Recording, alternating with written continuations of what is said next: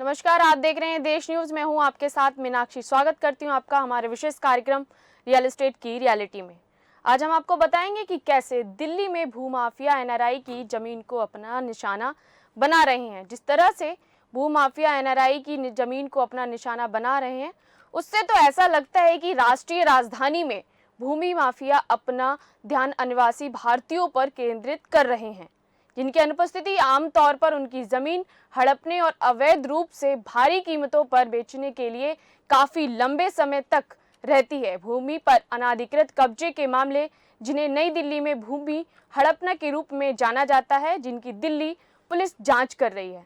यह सीधे तौर पर यह दर्शाता है कि कैसे अमीर एनआरआई, जो ज्यादातर अमेरिका और ब्रिटेन में बसे हुए हैं, ऐसे गिरोहों के आसान शिकार बन रहे हैं। इसी पर चर्चा करेंगे आगे। इससे पहले आपको बता दें कि पुलिस अधिकारियों का कहना है कि भूमि माफिया ज्यादातर बेईमान रियल एस्टेट एजेंटों का एक समूह है। उन एनआरआई की भूमि और संपत्तियों पर कड़ी नजर रखने के लिए एक सुव्यवस्थित नेटवर्क बनाते हैं, जो शायद ही कभी शहर आते हैं। माफिया न केवल फर्जी दस्तावेजों के जरिए ऐसी जमीनों को बेचते हैं, बल्कि उनकी संपत्ति के बदले बैंक से लोन हासिल भी करते हैं, एनआरआई को मुसीबत में भी डालते हैं। वहीं पुलिस के पास उपलब्ध आंकड़े सीधे तौर पर यह बताते हैं कि पिछले 3 वर्षों में एनआरआई के स्वामित्व वाली जमीन को हड़पने और बेचने के कम से कम 14 मामले दर्ज किए गए हैं। खबर है कि ये मामले ज्यादातर दक्षिणी दिल्ली में पॉश इलाकों में देखने को मिला है। इसी पर हम चर्चा करेंगे। अधिक जानकारी के लिए हमारे साथ जुड़ चुके हैं देश न्यूज के एडिटर इन चीफ जय श्रीवास्तव जी, जो हम इस विषय पर चर्चा करेंगे। जय जी, नमस्कार।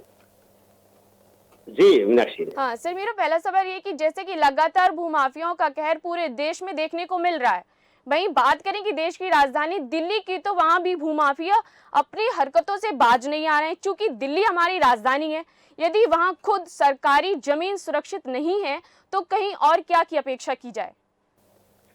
देखिए, एक बड़ा वर्ग है देश में जो भू माफिया कहलाते हैं, और ये सफेद पोस्ट जो नेता है और बड़े अधिकारियों से मिले हुए हैं। ये लोग ऐसे प्रॉपर्टी को ढूंढते हैं जो जिनके मालिक देश में नहीं रहते हो। तो ऐसे प्रॉपर्टी के विषय में जब जानकारी मिलती है उनको, तो वो धीरे धीरे कुछ फर्जी कागजों के आधार पर या कब्जा करके, और जो कि अधिकारी और नेता इनसे मिले हुए होते हैं, इसलिए वो बेखौफ जाके जब वहाँ कब्जा करते हैं, उनको मालूम है कि ये व्यक्ति देश में नहीं है जी। और आसानी से जो है उनसे फाइट किया जा सकता है। अब वो जो भू माफिया है, उनके पास बाहुबल, धन बल और आपके राजनीतिक ताकत, प्रशासनिक ताकत पूरे होते हैं। यही कारण है कि जो सामने वाली पार्टी है, जिसकी वो जमीन है, वो आसानी से जो है इन लोगों से लड़ नहीं पाते, या हताश होके ये कहते हैं कि यार कितनी बार हम इंडिया जाएंगे और कैसे इन लोगों से हम लड़ पाएंगे। तो इसी कारण से जो है ये सारे चीजें करने में वो आसानी होती है इनके। तो मैं ये बताना चाहूंगा कि ये जो लोग हैं, ये लोग इसको टारगेट करके इस पे कब्जा करते हैं, और बड़े पैमाने पे ये पूरे देश में फैले हुए हैं, और इनके पूरी एक गैंग है। तो इस गैंग ने ये जा रहा है कि जो विदेशी लोग हैं उनकी पूरी लिस्ट बनाते हैं। लिस्ट बनाने के बाद ये अचानक कब्जा करके और प्रशासनिक स्तर पे मिले हुए होके और कई फर्जी दस्तावेज बना के उस पर जमीन हड़प लेते हैं। और जो एनआरआई है या जो विदेश में जो रहने वाले जो और लोग हैं जिनकी जमीन भारत में है, वो इनका कुछ बिगाड़ नहीं पाता है। यही कारण है कि दिन पर दिन जो है ये मुद्दा हमें बहुत बड़े पैमाने पे देखने को मिल रहे हैं। सबसे बड़ा सवाल तो ये है कि मतलब जहां पूरे देश में इनका कहर जारी है, वहां पर स्वयं मतलब देश की राजधानी तक सुरक्षित नहीं है। बिल्कुल बिल्कुल, ये देश की राजधानी ही नहीं, इसमें पूरे देश के खाली राजधानी नहीं, हर प्रदेश के राजधानी में भी जो है इस प्रकार के गैंग सक्रिय है, और प्रशासन इसीलिए उसमें मुस्तैद नहीं है, क्योंकि प्रशासन को लगता है कि पैसे जो है हमें इस गैंग के मेंबर्स या जो भूमाफिया है वही हमको दे सकता है। इसी कारण से जो एनआरआई है वो यहाँ देश में भी नहीं रहते और वो पैसा देने के लिए तैयार भी नहीं रहते हैं, और इस कारण से जो है ये वो उनसे फाइट कर नहीं पाते और थोड़ी दिन बाद तो थक हार के बैठ जाते हैं। वो सोचते होंगे कि इतनी जमीन चला जाता है तो चले जाए, लेकिन हमें कोई लड़ाई नहीं लड़नी है। तो ये गैंग केवल देश के राजधानी नहीं, अब देश में पूरे जो स्टेट की राजधानी है वहाँ भी, और बड़े बड़े जो सिटी है सभी सिटियों में ये सक्रिय है। जी मीनाक्षी जी, मैं आपसे पूछना चाहूंगी कि जैसे कि आपने गैंग की बात की, तो इनका ये पूरा नेटवर्क मतलब बनता कैसे और कौन कौन इसमें शामिल हो सकता है, जहां पर अभी ये सीधे तौर पर एनआरआई को ही अपना निशाना बनाने लगे? बिल्कुल।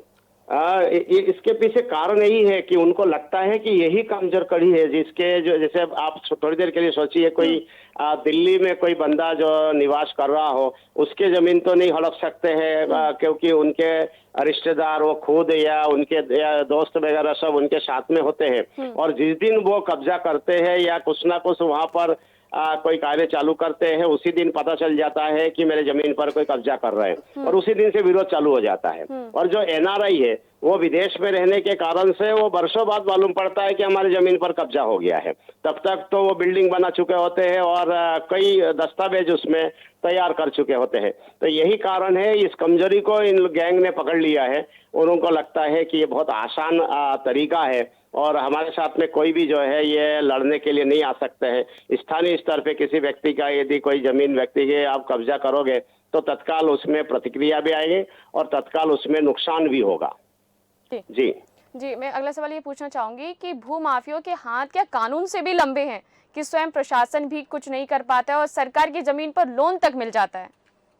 देखिए, कानून को जब आप देखते हो तो उसमें आंखों में पट्टी बंधी हुई आपको दिखाई देता है, क्योंकि जब आंखों में पट्टी बंधी हुई है मतलब वो अंधी है। तो कानून जो है इसमें वो दिखता है जिसके पास दस्तावेज हो, जिसके पास प्रमाण है। तो इसी कारण से ये कहा आसानी से जा सकता है कि कानून इसमें बहुत ज्यादा कुछ कर नहीं पाता है, क्योंकि दस्तावेज इतने स्ट्रांग बना लेते हैं और इसमें कानून के कई नुमाइंदे इससे मिले हुए होते हैं। इसी कारण से जो है ये आसानी से समझा जा सकता है कि कानून के पास जब कोई कंप्लेंट जाता है तो भी जो है आपको इजी वे में जो है वो जो भूमाफिया है उसको इसको शॉर्ट आउट या अपने पक्ष में डिसीजन दिलाने में कामयाब हो जाते हैं। जी जी, मैं अगला सवाल यहाँ पे और करना चाहूंगी कि सरकार को किस तरह का एक्शन लेना चाहिए जिससे कि इनके पूरे नेटवर्क को ध्वस्त किया जा सके? सरकार को तो चाहिए कि जो सही है उसका साथ दे, लेकिन सरकार में बैठे हुए है जो लोग हैं जो भूमाफियों से मिले हुए होते हैं, वो लोग ये नहीं चाहते हैं। वो ये चाहते हैं कि हमें जो कुछ भी जो हम कमाते हैं उसमें कुछ एक हिस्सा यदि बांट दिया जाए तो निश्चित रूप से जो है उसका फायदा हमें मिलेगा। तो सरकार जो है वो उन लोगों के सुनते हैं जो उनके प्रशासनिक जो बड़े अधिकारी है या उनके जो नेता स्थानीय स्तर पे है, उन्हीं लोगों के लिए सरकार ज्यादा काम करती है, लेकिन वो हकीकत देखने के लिए नहीं जाते। जी, लेकिन इसी बीच अगर कोई आम जनता होती है और भूमाफियों के उनके गिरोह में शामिल हो जाती है और उन पे भी उस तरीके का कहर ढाया जाता है, तो वो इस बीच आत्महत्या कर लेते हैं, लेकिन इसके लिए जिम्मेदार फिर कौन होगा? इसके लिए जिम्मेदार तो सरकार ही है, लेकिन सरकार के साथ साथ जो है मैंने जो बार बार आपसे कहा कि सरकारी तंत्र यहाँ पर बहुत आसानी से जो है खरीदा जा सकता है।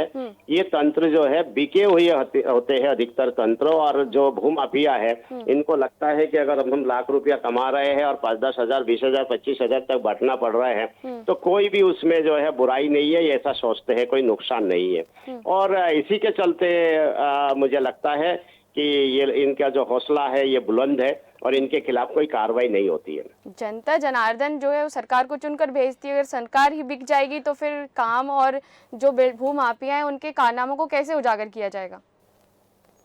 देखिए, उजागर तो अब यही है कि मीडिया को ही, हम लोगों को ही आगे आना पड़ेगा और इस प्रकार से उजागर करते हुए जो है तब तक इसको उजागर करते रहना पड़ेगा जब तक प्रशासन के कान में जो है जो नहीं रंग जाए। लेकिन ये है कि जब तक मीडिया की सक्रियता और स्थानीय स्तर पे जो लोग हैं, जो समाज सेवी है या जो एक्टिव लोग हैं, उन लोगों को भी जो है इस मुद्दे पे आगे आना पड़ेगा, तब जाके ये सारी चीजें रोकथाम हो पाएगी। जी जी, आपने बिल्कुल सही कहा कि जो भी स्थानीय लोग हैं, जो भी समाज सेवी हैं, उनको बढ़ चढ़कर आगे आना होगा और उनको अपनी समस्याओं को सामने रखना होगा, जिससे कि उनकी समस्याओं का समाधान किया जा सके। हमारे साथ तमाम जानकारी को साझा करने के लिए बहुत बहुत धन्यवाद।